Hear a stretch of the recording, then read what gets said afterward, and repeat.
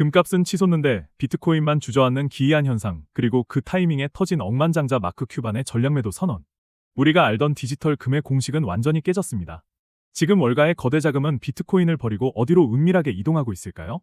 오늘 영상에서 그 냉혹한 진실을 아주 적나라하게 파헤쳐 드리겠습니다.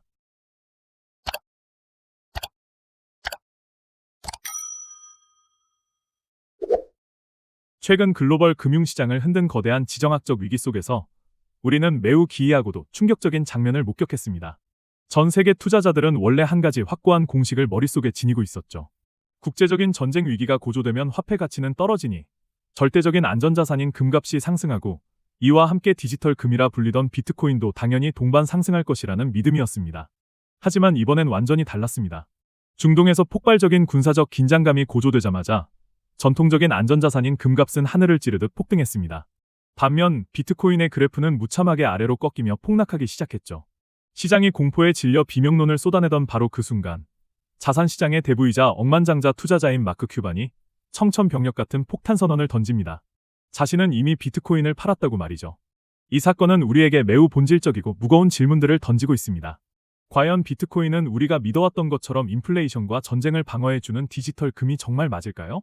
어쩌면 막강한 정보력을 가진 글로벌 기관 투자자들은 이미 이 자산의 한계를 깨닫고 대중들 몰래 다른 결론을 내린 것은 아닐까요? 비트코인이 힘없이 무너지는 지금, 시장의 진짜 거대 자금들은 도대체 어디로 자리를 이동하고 있는 걸까요? 대중들이 여전히 존버를 외치며 화면만 붙잡고 있을 때, 자산가들은 이미 소리 없이 포트폴리오를 전면 수정하고 있었습니다. 그런데 여기서 더 충격적인 사실이 있습니다. 마크 큐반이라는 인물이 단순히 눈앞의 단기적인 가격 하락의 공포를 느껴서 비트코인을 던진 게 아니라는 점입니다. 그가 움직인 배경에는 시장의 판도 자체를 뒤흔드는 훨씬 더 거대하고 냉혹한 거시경제적 이유가 숨어 있었습니다. 큐반이 비트코인의 어떤 치명적인 변화를 목격하고 실망했는지 그 내막을 자세히 들여다볼 필요가 있습니다. 마크 큐반이 비트코인을 매도한 결정적 계기는 중동 리스크가 극에 달했을 때 보여준 비트코인의 정체성 혼란 때문이었습니다. 위기 상황 속에서 전통 자산인 금은 철저하게 위험을 방어하는 안전자산의 매뉴얼대로 움직였지만, 비트코인은 안전자산이 아니라 나스닥의 고위험 기술주들과 100% 동기화되어 처참하게 무너졌기 때문이죠. 큐반은 비트코인이 가진 고유의 디지털 금서사가 완전히 붕괴되었다고 판단한 것입니다. 이는 단순한 개인의 의견이 아닙니다. 당시 로이터 통신은 글로벌 자금이 위험을 감지하자마자 비트코인을 버리고 금과 미국 달러, 그리고 미국 국채라는 확실한 안전지대로 급격히 이동하고 있다고 긴급 타전했습니다. 가상자산 전문 매체인 코인데스크 역시 비트코인이 글로벌 해지 자산으로서의 기능에 처참히 실패했다고 분석했고, 크립토 브리핑은 현재 비트코인이 철저하게 위험자산, 즉 유동성 과잉에 따라 움직이는 투기성 자산처럼 거래되고 있다고 지적했습니다. 이 모든 데이터가 가리키는 핵심 메시지는 단 하나입니다. 이제 글로벌 거대 자금과 시장 참여자들은 비트코인이 인플레이션을 막아주는 독립적인 대안화폐가 아니라 시장에 돈이 넘쳐날 때만 오르는 단순한 유동성 자산으로 취급하기 시작했다는 점입니다. 가치가 저장되는 곳이 아니라 그저 돈의 파도가 밀려왔다 밀려가는 서핑보드 같은 존재가 된 것이죠. 그렇다면 여기서 우리는 아주 강한 의문이 생길 수밖에 없습니다. 왜 비트코인은 자산 규모가 커졌음에도 불구하고 금이 아니라 기술주처럼 움직이게 되었을까요? 그 이유는 비트코인의 가격을 움직이는 진짜 주인이 과거와는 완전히 다른 세력으로 교체되었기 때문입니다. 이제 비트코인을 움직이는 배후의 거대한 세력이 누구인지 알아야 할 시간입니다. 과거의 비트코인 시장은 지금과 완전히 다른 생태계였습니다. 초기 시장을 지배했던 것은 중앙화된 금융 시스템을 불신하는 개인 투자자 중심이었고, 이들은 장기 보유를 미덕으로 삼으며 탈중앙화라는 위대한 서사를 지키기 위해 움직였습니다. 하지만 현물 ETF가 승인된 현재의 비트코인은 전혀 다른 자산이 되었습니다. 이제 시장의 중심축은 월가의 거대 ETF 자금과 기관 투자자들의 해지 포지션, 그리고 고도화된 옵션 및 선물 거래 시스템으로 완전히 재편되었습니다. 블랙록과 피델리티 같은 거대 자산운 용사들의 ETF 유입량에 따라 하루 동안 수조 원의 향방이 결정되는 구조가 된 것이죠. 실제로 돈의 흐름을 분석해보면 이제 미국 뉴욕 증시가 개장하는 시간에 맞춰 비트코인의 변동성이 급격하게 날뛰는 현상이 발생하고 있습니다. 이는 비트코인의 가격 결정권이 더 이상 전 세계 개인들의 손에 있지 않고 월가 금융 엘리트들의 컴퓨터 알고리즘 매매로 넘어갔음을 명백히 증명합니다. 결국 비트코인은 본질적으로 탈중앙화 자산이라는 타이틀을 달고 태어났지만, 아이러니하게도 그 가격은 세상에서 가장 중앙화된 월가의 자본력에 의해 지배당하고 있는 셈입니다. 여기서 우리는 깊은 몰입과 함께 모순적인 포인트를 짚고 넘어가야 합니다. 많은 이들이 기관 투자자가 들어오면 시장이 성숙해지고 가격이 안정될 것이라 기대했습니다. 그런데 왜 기관이 진입한 이후에 오히려 변동성은 더 예측하기 힘들고 잔인하게 커진 걸까요? 그 비밀은 바로 기관 투자자들이 비트코인을 바라보는 시선과 계산법 자체가 우리 같은 개인들과는 근본적으로 다르기 때문입니다. 글로벌 기관 투자자들의 거대한 포트폴리오 관점에서 볼 때 비트코인은 결코 영원히 모셔두는 종교적 자산이 아닙니다. 그들에게 비트코인은 철저하게 고수익을 노리는 성장 자산이자 언제든 현금화할 수 있는 유동성 자산, 그리고 리스크를 감수해야 하는 위험선호 자산 범주에 묶여 있을 뿐입니다. 그렇기 때문에 거시경제 환경에서 조금이라도 위기 신호가 감지되거나 전쟁 같은 돌발 악재가 발생하면 기관들의 행동 매뉴얼은 아주 기계적이고 명확하게 작동합니다. 가장 먼저 포트폴리오에서 위험 자산을 던져 현금을 확보하고 유동성을 회수하는 것이죠. 이 관점에서 보면 비트코인은 전 세계에서 24시간 연중무휴로 거래가 가능한 지구상에서 가장 훌륭하고 덩치가 큰 유동성 확보 수단입니다. 주식 시장이 닫혀도 코인 시장은 열려 있으니까요. 결국 우리가 가졌던 상식과 완전히 반대되는 현상, 즉 전쟁이 터졌을 때 비트코인이 폭락한 진짜 이유는 비트코인이 안전자산으로서 가치가 없어서가 아니라 기관들이 전 세계 자산 중 가장 빠르게 현금화할 수 있는 비트코인을 먼저 대량으로 매도해 현금을 쥐려 했기 때문입니다. 철저히 자금 운용의 도구로 쓰인 것이죠. 이처럼 기관들이 리스크 관리를 위해 비트코인을 하나의 거대한 현금 인출기처럼 사용하면서 시장의 돈은 급격하게 빠져나갔습니다. 그렇다면 비트코인을 매도한 월가의 그 수많은 거대 자금과 억만장자들의 돈은 지금 이 순간 도대체 영토의 어느 깊숙한 곳으로 숨어들어 숨을 죽이고 있는 걸까요? 이제 진짜 돈의 이동 경로를 추적해야 합니다. 현재 자산 시장에서 일어나고 있는 가장 강력한 자금의 흐름은 매우 명확합니다. 위험 자산에서 이탈한 자금들은 전통적인 대피소인 금과 초강세를 보이는 미국 달러, 그리고 고금리를 보장하는 미국 단기국채 시장으로 아주 빠르게 흘러 들어가고 있습니다.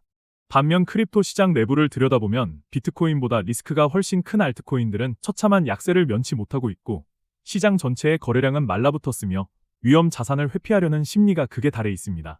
지금 전 세계의 스마트 머니와 시장 참여자들은 공격적인 수익을 내는 것보다 일단 살아남는 생존을 최우선으로 선택한 것입니다. 이러한 흐름을 정확하게 읽기 위해서는 반드시 온체인 데이터의 흐름을 분석해야 합니다. 현재 달러와 연동된 스테이블 코인의 공급량 변화, 글로벌 거래소들이 보유한 비트코인 수량의 증감 추이, 그리고 비트코인 현물 ETF에서의 순유입과 유출 데이터를 종합해보면 재미있는 사실이 드러납니다. 자금들이 시장을 아예 떠난 것이 아니라 스테이블 코인 형태로 전환되어 매수 타이밍을 노리며 거대하게 대기하고 있다는 점입니다. 결국 지금 시장의 핵심은 눈앞의 가격 등락이 아니라 언제든 다시 진입할 수 있는 대기 자금의 규모가 얼마나 쌓이고 있느냐입니다. 그런데 바로 이 정체 국면 속에서 매우 흥미롭고 기묘한 변화가 하나 포착됩니다. 마크 큐바는 비트코인은 가차 없이 전량 매도했다고 밝혔지만 놀랍게도 이더리움에 대해서는 여전히 매우 강력하고 긍정적인 자산이라며 보유 사실을 강조했죠. 비트코인을 버린 그가 왜 이더리움은 꽉 쥐고 있는 걸까요? 그 힌트는 돈의 성격 변화에 있습니다. 마크 큐반이 비트코인을 버리면서도 이더리움을 굳건히 보유하는 이유는 매우 명확합니다. 이더리움은 단순한 가치 저장 수단을 넘어 전 세계의 스테이블 코인이 발행되고 현실의 자산들이 토큰화되며 국경 없는 온체인 금융이 실제로 구동되는 글로벌 금융의 핵심 인프라 역할을 수행하고 있기 때문입니다. 이제 자산 시장의 거대한 초점은 완전히 변하고 있습니다. 과거에는 그저 개수가 한정되어 있다는 희소성이나 가치 저장이라는 추상적인 개념의 돈이 몰렸다면 현재의 스마트머니는 실제 생태계에서 어떻게 사용되는가와 어떤 금융 인프라를 지배하고 있는가라는 실질적인 가치를 보기 시작한 것입니다. 기관 투자자들 역시 이제 눈을 뜨기 시작했습니다. 아무것도 하지 않고 멈춰있는 자산보다는 실시간으로 수수료를 만들어내고 거대한 금융 네트워크를 가동하는 자산, 즉 무엇이 실제 돈을 움직이게 만드는가에 초점을 맞추고 포트폴리오를 재편하고 있습니다. 이더리움 네트워크 위에서 수조 원의 달러가 오고 가는 현실을 보며 자산의 실질적 유용성에 베팅하고 있는 것이죠. 단순한 투기판이 아니라 진짜 금융 플랫폼으로서의 가치를 인정한 셈입니다. 이러한 변화는 우리에게 아주 거대하고 중요한 질문을 던집니다. 그렇다면 다가올 미래의 크립토 시장 중심은 우리가 10년 넘게 맹신해온 비트코인이 아니라 실제 금융을 혁신하는 온체인 금융 플랫폼들로 완전히 대체될 수도 있다는 뜻일까요?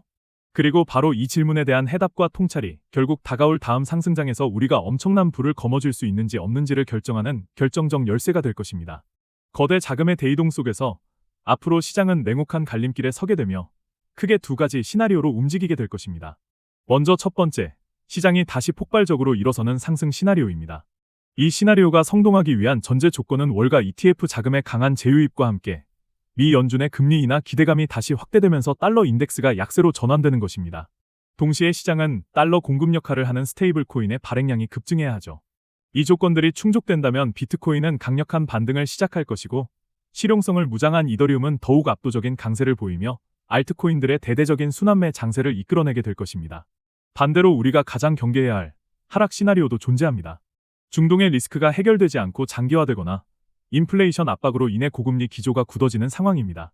이 경우 ETF 자금은 매일 순유출을 기록할 것이며 달러 강세가 시장을 지배하게 됩니다. 자산 시장이 이 경로를 밟게 된다면 비트코인은 안전자산이라는 타이틀을 완전히 박탈당한 채 위험자산으로서의 하락 심화 과정을 겪게 될 것이고, 유동성이 완전히 메마른 알트코인들은 치명적인 폭락을 맞이하며 시장은 오직 현금과 스테이블 코인만을 선호하는 극단적인 공포 장세로 진입할 것입니다. 결국 지금의 구간은 어설프게 혼자만의 짐작으로 상승이나 하락이라는 한쪽 방향성에 무모하게 도박을 걸 때가 절대 아닙니다. 매일 달라지는 거시경제의 유동성 흐름을 눈으로 직접 확인하고 철저하게 데이터에 근거해 아군과 적군을 구별해야 하는 복합적인 구간이라는 뜻입니다. 그렇다면 무기가 없는 우리 개인 투자자들은 지금 당장 구체적으로 무엇을 보며 대응해야 할까요? 이번 마크 큐반의 매도 사건이 우리에게 주는 본질적인 교훈은 결코 유명한 자산가가 코인을 팔았다는 단편적인 사실에 머무르지 않습니다. 진짜 핵심은 비트코인이 전 세계 거대 자본과 엮이면서 그 정체성과 성격이 완전히 재정이 되고 있다는 변화의 흐름을 읽는 것입니다. 따라서 지금 같은 대전환기에서 살아남고 승자가 되기 위한 4가지 실전 대응법을 명확히 제시해 드립니다. 첫째, 매일 아침 발표되는 비트코인 현물 ETF의 순유입 및 유출 데이터를 반드시 체크하세요. 이것이 현재 월가 기관들의 심리와 방향성을 보여주는 가장 정확한 나침반입니다. 둘째, 시장의 총 통화량인 스테이블 코인의 공급량을 확인하세요. 신규 발행량이 늘어난다는 것은 다음 상승장을 지필 실탄이 충전되고 있다는 확실한 신호입니다. 셋째, 단순한 가격 방어력의 비트코인보다 이더리움을 필두로 한 실질적인 온체인 금융 섹터의 활동량을 체크하십시오. 돈의 패러다임이 사용성 기반 자산으로 이동하는 증거를 찾아야 합니다. 마지막 넷째, 미국 10년물 국채 금리와 달러 인덱스의 흐름을 뼈대에 새기십시오. 현재 비트코인은 거시경제 유동성에 완벽히 종속되어 움직이기 때문입니다. 우리가 주목해야 할 핵심 데이터 지표는 비트코인 ETF 순유입, USDT 시가총액, 미국 10년물 금리 DXY, 그리고 시장 내 비트코인 비중을 뜻하는 BTC 도미넌스와 이더리움 네트워크 활동량입니다. 비트코인은 과연 월가의 통제를 뚫고 디지털 금으로 부활할까요? 아니면 이대로 기술주에 종속된 위험자산으로 남을까요? 그리고 이 질문의 해답을 먼저 찾아내는 자만이 다음 크립토 시장의 거대한 불을 독식하게 될 것입니다. 여러분은 비트코인의 미래에 대해 어떻게 생각하시나요? 지금이 기회일까요? 아니면 위기일까요? 오늘 영상 내용은 여기까지입니다. 재밌게 보셨다면 구독과 좋아요, 알림 설정까지 부탁드립니다. 유수원샷은 여러분의 작은 의견 하나하나가 모여 더 큰 통찰이 됩니다. 댓글창에 여러분의 생각을 남겨주세요. 그럼 다음 영상에서는 더 가치 있는 영상으로 돌아오겠습니다. 시청해주셔서 감사합니다.